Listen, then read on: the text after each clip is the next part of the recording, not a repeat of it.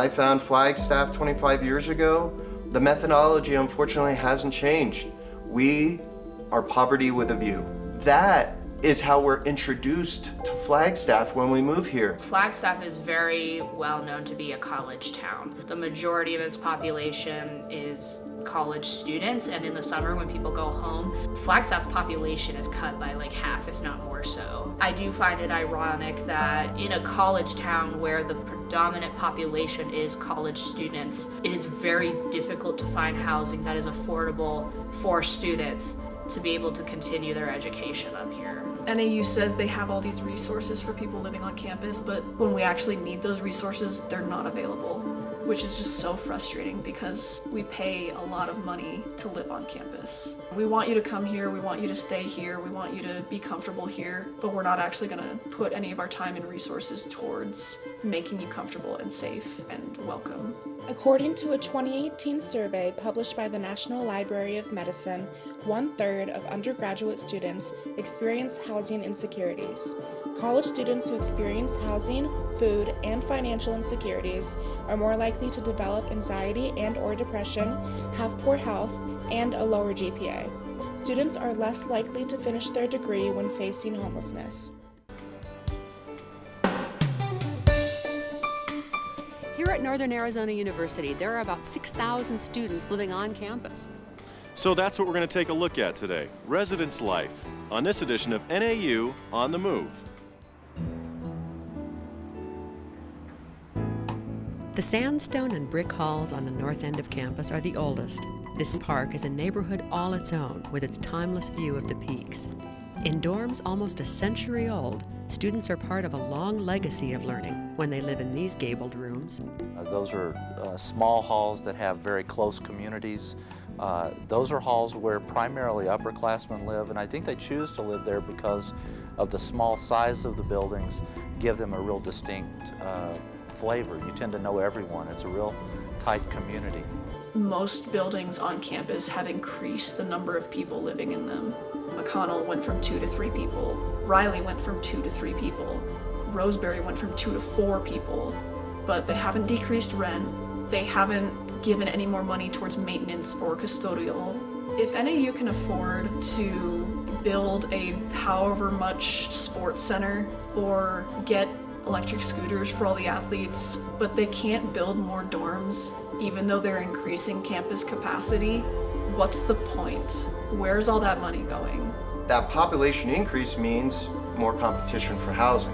We're seeing already a very negative domino effect with overpopulation and where the better get the best. And that unfortunately pushes our folks living in poverty out of certain cities. These issues are not only on campus, but off. Flagstaff faces a very serious problem with housing, especially with the increasing value of rent.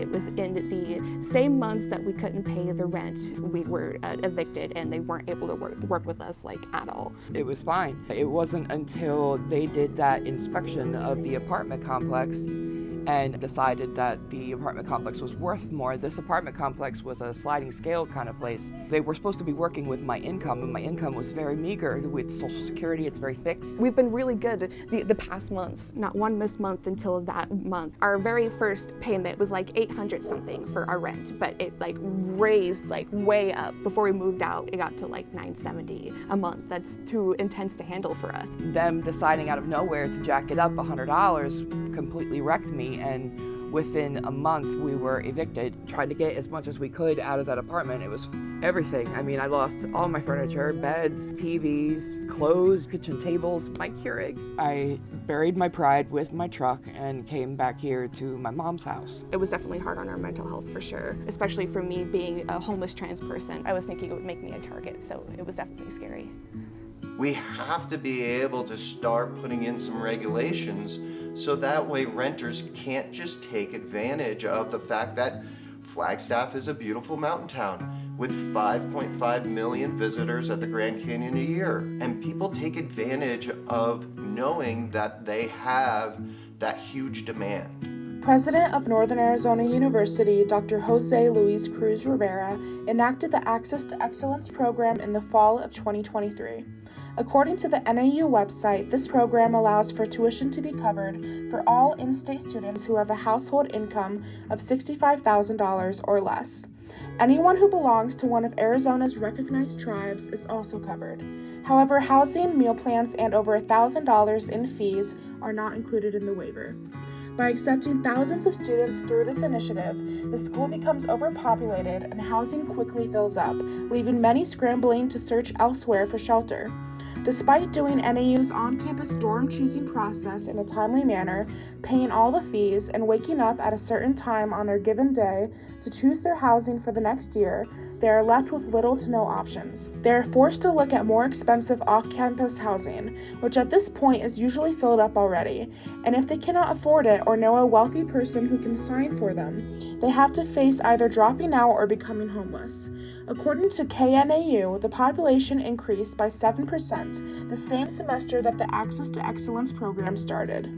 I think population in Flagstaff and student population both impact housing. And I think every year there's more students on campus, so of course more dorms and more housing off campus is needed. When the housing application opened up, I woke up at 7, I went on the website and it crashed. I eventually got one in Roseberry. Only 2 years prior, I had lived there, it was only 2 people. But when I applied to live in Roseberry this current year, it was now 4 people. Going from 2 to 4 people in that room just was insane to me. So I contacted NAU and I was like, what's going on? Why is this doubled? And they were just like, oh, we have more people who want to live on campus and we want to give them more opportunity. And I was like, okay, is rent going to be decreased then? And then I also looked up fire safety regulations, and 4 people in that amount of square footage wasn't safe. So I called them again. I was like, hey, I looked this up. This doesn't adhere to the standards. And they're like, well, technically it does, because without the furniture, it's enough space. And I was like, okay, but there's going to be furniture in there. And they were like, well, that doesn't matter.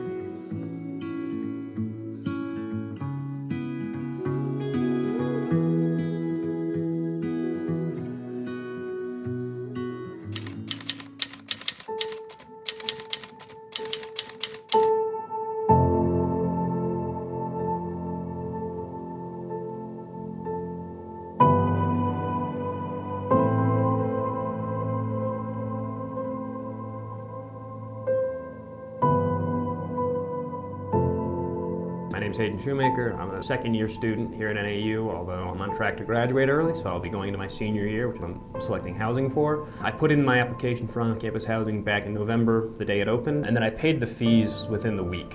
And then they gave me the selection time of today, March 20th. At 11, I've got to go into the system on my computer, see what rooms are available, and pick one. I'm a little nervous considering it's so late in the game. I'm a little worried about what's going to be available. There is just kind of the low-grade anxiety that I always feel about housing. Whether or not I get something like this is entirely, at this point, out of my control. I've done everything I can, and I did kind of get shafted on my selection time. It's a little disappointing that my options are probably going to be limited. 3 more minutes.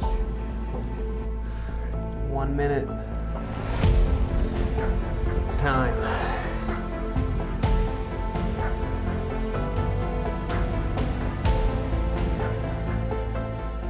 From this website page, we can see that most of what is left are dorms meant for freshmen, their traditional halls.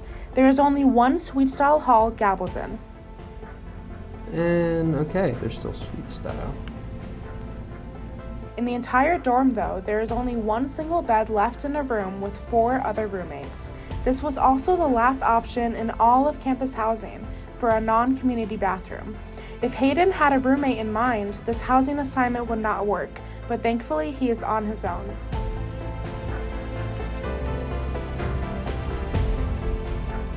Well, it kind of sucks. I ended up with 4 roommates. So essentially I'll be in a room with 2 other guys and we'll share a bathroom with 2 other people as well.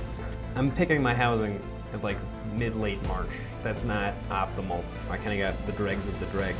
There's this little change my room option where you can click it and see if there's anything that opened up, and that's real time, and I'm just gonna keep checking that for the next few weeks and see if anything better opens up. But there's no point in being optimistic about housing because at the end of the day, it is very much a first world problem, right? There are a bunch of dorms on campus that are intended mostly for freshmen, and as an upperclassman, most of those are open.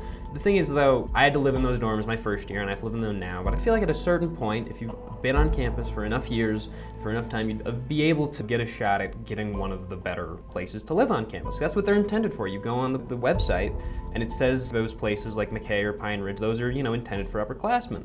And it sucks that when I become an upperclassman, they're just not available to me. It's disappointing, but at the end of the day, what can you do? Union services include the obvious, like food, and some surprises. You can plan a cruise, or just make reservations to go home at spring break at the Travel Center. Get all your photocopying done. Print it out, bring it in like the copy. Get your hair cut and styled, and in this case, get a new color at the same time. And did you know that you could get a tattoo at the University Union? You can also work on your reflexes, or work out your aggressions here in the game room. There's even a futuristic way to pay for everything. We have an extremely sophisticated one-card system here we call Mountain Campus Express. It's something that we've phased in over the last 15 years. We have a video imaging ID card with 2 mag stripes on the back of it, one that we use for Mountain Campus Express. The buses aren't consistent during busy times on campus. They're packed, stuffed in there like sardines. Like if I am having trouble moving around and I see a bus that's full of people and I need to get somewhere, it's still not gonna work for me. NAU is already a non-accessible campus for people with disabilities. It's not friendly to wheelchair users or anybody who has any kind of mobility issues. And I was in a handicap accessible room. The accessible shower, it was like a walk-in shower, it wasn't like a tub that you had to like step over. The thing to keep like water from leaking onto the floor just didn't work. According to the Pew Research Center, disabled students in the U.S. made up 15% of national public school enrollment during the 2021 to 2022 year, totaling 7.3 million. The National Center for Education Statistics says that only 1/3 of disabled students actually informs their college of their disability. Accessibility needs to be highlighted in policies and school ecosystems in order for all students to feel safe and comfortable while reaching their full educational potential. There's no way I would have been able to do it on my own if not for my mom and I splitting the bills. And I think the same can go for a lot of students if they didn't have roommates. Currently, we live in a 2-bed, 2-bath with utilities. My mom and I both pay around $1,100 or $1,200 a month, which is a lot, but I mean, it's pretty average, I would say. I'm not happy about it, but the economics of the world are against us right now. You can't expect people to just work harder and so you can get your house. Like, people can't buy houses right now or put down on a house. They could barely afford rent. We're trying.